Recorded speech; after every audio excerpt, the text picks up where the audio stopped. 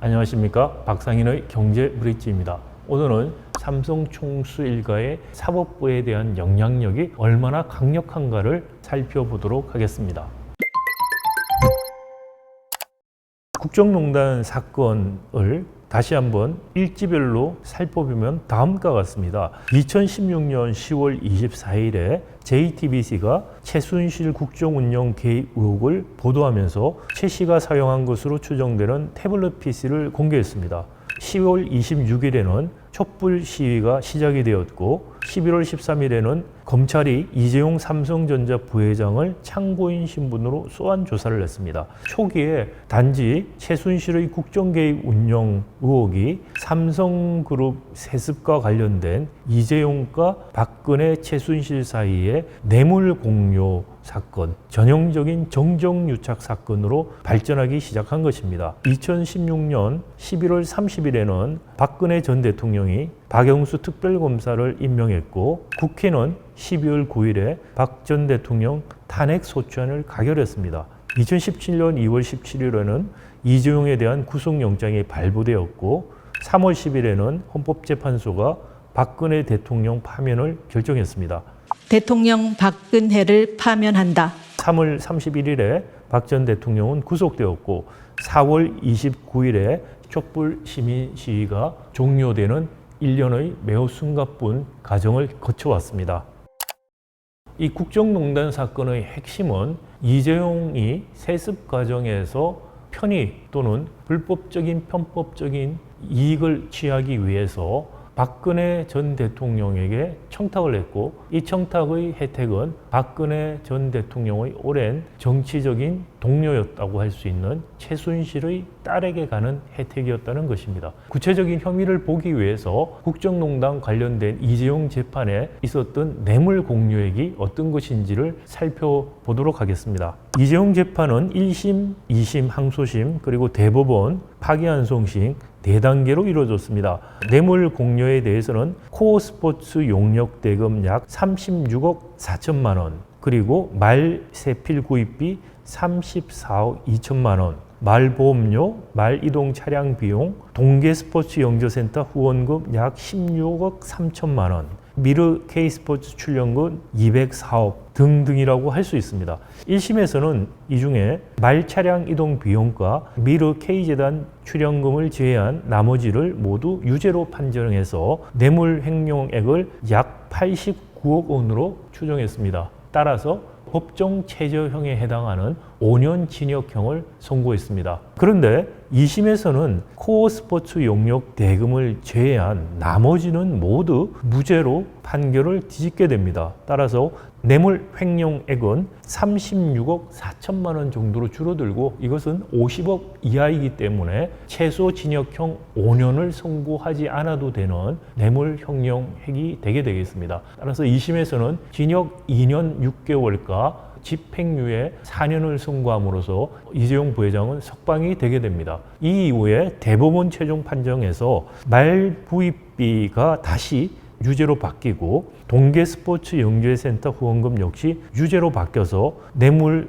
횡령액 총액이 86억 8천억 정도로 다시 늘어나게 됩니다. 1심, 2심, 3심에서 뇌물 횡령액 유무죄의 결정적인 차이점은 바로 말세필 구입비와 한국 동계스포츠 영재센터 후원금이 뇌물인지 여부에 대한 판단이었다고 할 수 있습니다. 1심과 3심은 모두 이것이 뇌물에 해당하는 유죄라고 판단했고 2심은 무죄라고 판단을 했습니다. 대법원의 파기환송심을 받아서 4심에 해당하는 재판이 이루어졌습니다. 이 재판은 결국 이재용 부회장에게 2년 6개월의 징역형을 선고하는 것으로 매듭이 집니다. 사실 뇌물 횡령액이 50억이 넘어가기 때문에 최소 징역형 5년을 선고해야 되는데 판사가 작양감경이라고 하는 재량권을 발휘해서 형량을 반으로 깎아줄 수 있는 그런 권한이 있는데 이것을 활용해서 당시 재판관이 징역 5년에서 2년 6개월로 감경을 하게 됩니다. 그런데 이런 재판 과정에서 여전히 국정농단 사건이라는 매우 비상식적이고 그리고 전 국민이 분노한 그런 사건 와중에서도 삼성그룹, 삼성총수 일가의 우리 사회 사법부에 대한 영향력이 얼마나 강력한가를 확인해 볼 수가 있었습니다. 예를 들어서 뇌물을 준 이재용은 징역 2년 6월을 선고받았습니다만 뇌물을 받은 제3자 뇌물을 수수한 박근혜 전 대통령은 같은 혐의에 대해서 징역 15년을 선고받았습니다. 삼성 총수와 전직 대통령의 우리 사회에서 영향력이 어느 정도 차이가 나는가를 보여주는 상징적인 숫자입니다. 뇌물을 준 사람은 2년 6개월, 뇌물을 제3자로 받은 제3자 뇌물을 수수한 전직 대통령은 15년 징역형을 받은 것이 삼성의 사법부에 대한 영향력을 보여주는 단적인 예라고 할 수가 있겠습니다. 사실 파기환송심 과정에서도 당시에 재판관은 이해할 수 없는 행태를 보이면서 수많은 지탄을 받았습니다. 파기환송심 재판이 처음 열린 날 정준희 재판관은 미국에서 이른바 치유적 사법이라는 것을 이야기하면서 삼성의 준법감시위원회 설치를 공고합니다. 그러나 이것이 형량에 영향을 주지는 않는다고 강조를 했습니다. 그런데 준법감시위원회가 설치된 다음에 정 재판관은 말을 바꿔서 형량에 고려하겠다고 이야기를 하게 됩니다. 그리고 준법감시위원회 활동에 대해서 최종적으로 법원에서 추천하는 3명의 전문가들이 보고서를 제출하게 합니다. 이 과정에서 사법적 치유라는 것이 개인의 배임 횡령에는 적용되지 않는다는 비판과 또 전문가들의 준법감시위원회의 유효성에 대한 의견이 엇갈림으로 인해서 정준희 재판관은 결국 2년 6개월의 실형을 선고합니다.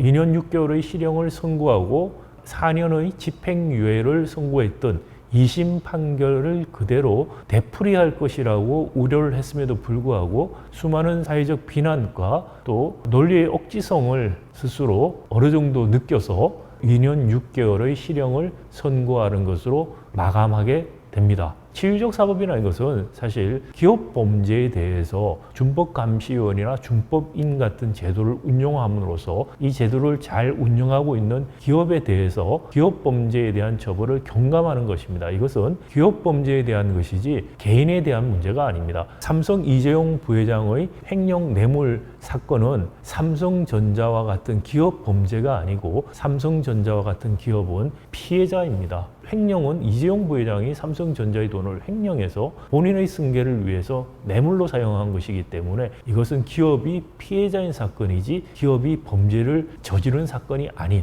그래서 치유적 사법이라는 것 자체가 성립이 되지 않는 상황이었습니다. 그럼에도 불구하고 치유적 사법이라는 이야기를 꺼집어내서 필요한 시간이 통상보다 3배나 더 걸려서 2021년 1월 14일에 확정 판결이 이루어졌습니다.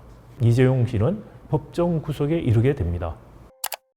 이미 1심 재판 이후에 실형을 살았기 때문에 사실 이재용 씨는 6개월 정도 실형을 더 살면 석방이 되게 되어 있었습니다. 그럼에도 불구하고 문재인 정부 법무부는 가석방 조건을 통상 형기가 80% 이상 맞춰야지 가석방 심사 대상이 되었던 가석방 조건을 형기 60%를 맞추면 대상이 되는 것으로 변경함으로 인해서 2021년 8.15 광복절 때 가석방으로 석방을 하게 됩니다. 이 이후에 1년이 지난 윤석열 정부 첫 번째 8.15 특사 때 이재용 회장은 복권이 되게 됩니다. 이재용 회장이 복권이 되고 자유로운 기업 활동을 지금도 하고 있습니다만 여전히 자본시장법 위반과 분식회계 관련된 재판을 받고 있는 실정입니다. 따라서 삼성 3대 세습과 관련된 사법적 절차가 아직 완전히 마무리된 것은 아니라고 할 수 있습니다. 이 분식회계에 대해서는 다음 영상에서 보다 자세히 설명을 드리도록 하겠습니다. 감사합니다.